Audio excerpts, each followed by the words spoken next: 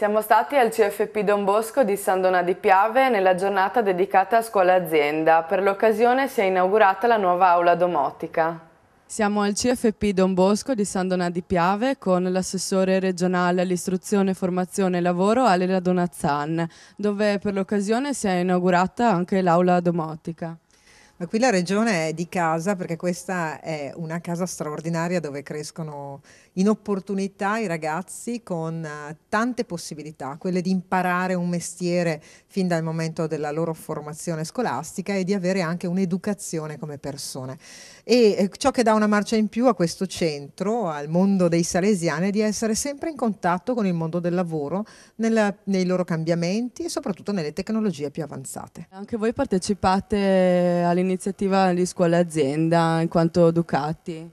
Sì, è stato un invito che ci è stato fatto e partecipiamo molto volentieri. Ducati ha sempre avuto una forte attenzione a quello che è da un lato la ricerca e dall'altro la formazione. E la presenza di meccanici specializzati, di persone interessate e appassionate alla meccanica è un qualcosa che interessa moltissimo anche a Ducati. Don Alberto è il direttore del CFP San Donà.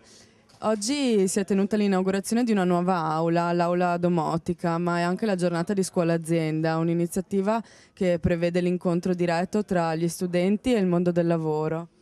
Sì, penso sia una delle iniziative più belle che facciamo, questa è la terza edizione, oggi ci sono 29 aziende che espongono ed è bello perché noi vogliamo e stiamo lavorando per unire quello che è il mondo del lavoro e quello che è la scuola. Il fatto che i nostri ragazzi devono prepararsi per poi uscire proprio e entrare nel mondo del lavoro. Ecco perché in 5 anni, questo è il terzo laboratorio che abbiamo aperto, che abbiamo inaugurato, per permettere proprio ai nostri ragazzi di essere pronti ad entrare nel mondo del lavoro con tutte quelle che sono le strumentazioni nuove, le idee nuove che ci possono essere.